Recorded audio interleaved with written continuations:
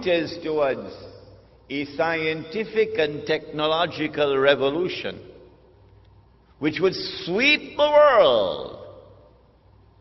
And the mastermind behind that scientific and technological revolution is the Antichrist. He said that the earth would yield its treasures to Dajjal. Now, go back home and study British history, as I am doing now, and you would see that the scientific and technological revolution was led by the island of Britain at every significant step of the way.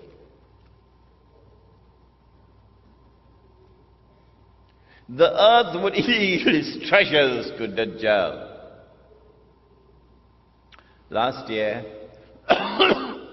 my wife and I visited the city of Kimberley in South Africa. Kimberley is famous for its diamonds, the Kimberley diamonds. Somewhere around the middle of the 19th century, a little African child was playing and discovered a stone that was sparkling. The child took the stone back to his father. The father took the stone to the European Commissioner. The European Commissioner sent the stone to Johannesburg. And when they examined the stone, they found that it was one of the biggest diamonds that had ever been discovered.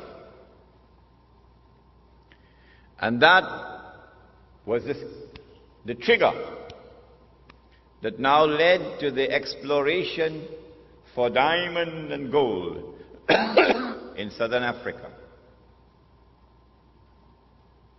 But it was British technology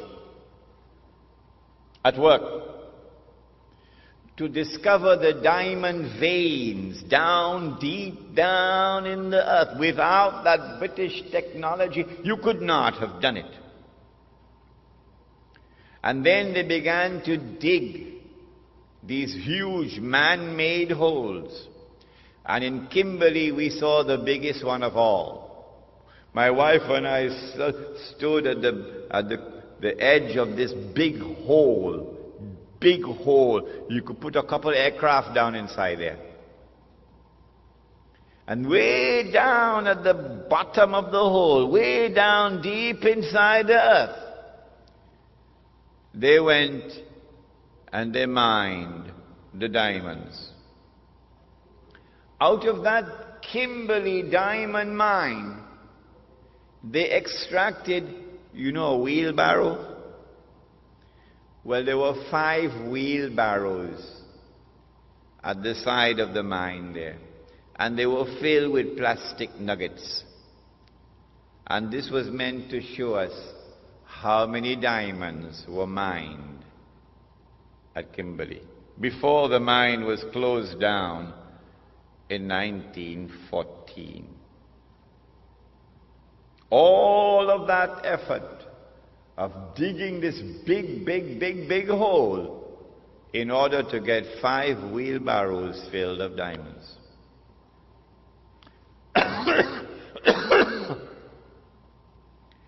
In 1914,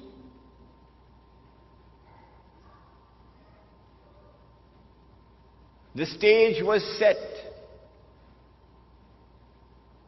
The Zionist movement had taken control of the diamond mines of South Africa and used a man named Cecil John Rhodes as a front man. The Rothschild Bank of Europe, a Jewish bank, financed him. And they were able to harvest all those diamonds and then use the sale of those diamonds to build up a war chest. So by 1914, they could close it down. I want you to recognize that Britain was the leader of the world in the technology which led to all of this. The Prophet said, sallallahu ta'ala alayhi wasallam, the Dajjal, the age of Dajjal or the Antichrist would also be the age of riba. Riba, one form of riba, is borrowing and lending money on interest. But another form of riba is a transaction based on deception, which yields a profit or a gain to which one is not justly entitled. In other words, what the Americans call a rip-off. Today, the whole world, the economy around the world, is in the grip of riba or usury. But notice that the modern riba economy originated from Britain. It is the Bank of England, which was established at the end of the 17th century. The Bank of England, which began the effort, which spearheaded the effort for the establishment of today's modern riba economy. Not only through lending and borrowing on interest, Britain became the money lender of the world. But more than that, to substitute real money with paper money. It is Britain whose Bank of England, at the end of the 17th century, who began to issue the first paper currency. And once you begin to issue paper currency, your capacity for establishing a riba economy is now tremendously enhanced. But we have a lecture on this subject coming up, Islam and the International Monetary System.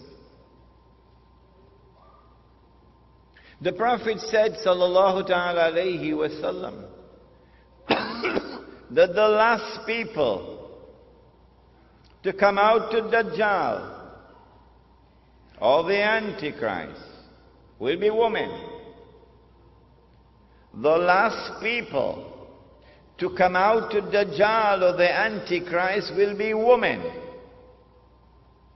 And a man would have to return to his home and tie down his wife and sister and daughter to protect and preserve them from Dajjal, the Antichrist. Indicating that when Dajjal's mission is close to its climax, something strange is going to sweep the world of women. That they are going to be deceived, utterly deceived. That what would appear to them to be the road to progress, which they will eagerly grasp and embrace, what would appear to them to be a revolution in the world of women, the likes of which mankind never witnessed before, would in fact be Dajjal's deception. I believe you will share with me the view that the prophecy of the blessed Prophet Muhammad alayhi salatu wasalam is today being unfolded in the modern feminist revolution and its so-called struggle for women's liberation. That also is a topic which is coming up in our series of lectures. But do you know that Britain, the island of Britain, initiated and led the feminist revolution? I present all of this information to you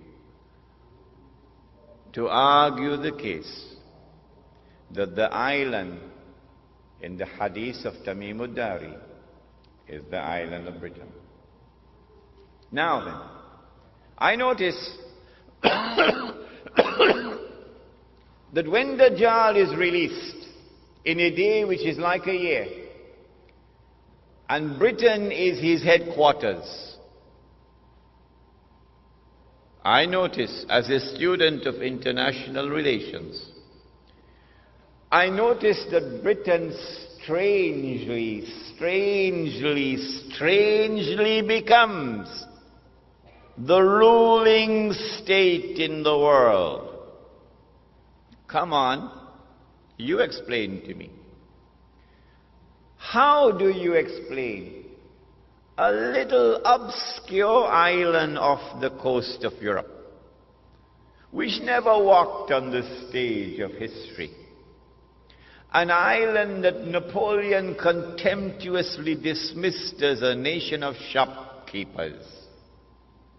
How do you explain that that little island establishes its rule over the whole world? Pax Britannia. Britain rules the world. I want to suggest to you tonight that the only man who can explain the emergence of Britain as the ruling state in the world at the time when it emerged is a man named Muhammad. Allah's blessings be upon him. And the explanation is that this is the work of the Antichrist. In 1914, if you would go back and do some research, you will find as yet air power has not as yet come. Your armies commanded the land and your navy commands the sea. And Britain controls the seas of the world. In 1914, Britain commanded every strategic naval port in the whole world. This was not by accident. It is time for us to sit back now and read history once again.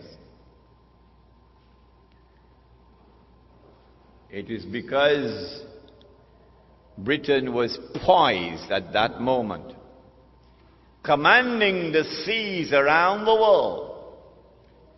And the Zionist movement had accumulated this vast chest of money through the diamond mines of South Africa. That in the summer of 1914, they were ready to strike with an act of terrorism. An act of terrorism which changed the world. I want to suggest to you that the authors of that act of terrorism in the summer of 1914, through which the Archduke Franz Ferdinand was assassinated in Sarajevo, are the same authors who planned and executed the September 11 attack on America. There are those who will not be convinced. They will say, no, CNN does not lie. The American government does not tell any lies. No. They said that it is Arabs and Muslims who attacked America on September the 11th, and we are convinced that they are speaking the truth. But guess what? One day, we stand in another court. On that day, the Quran says, يَوْمَئِذٍ تُحَدِّثُ أَخْبَارَهَا. The earth will reveal all the secrets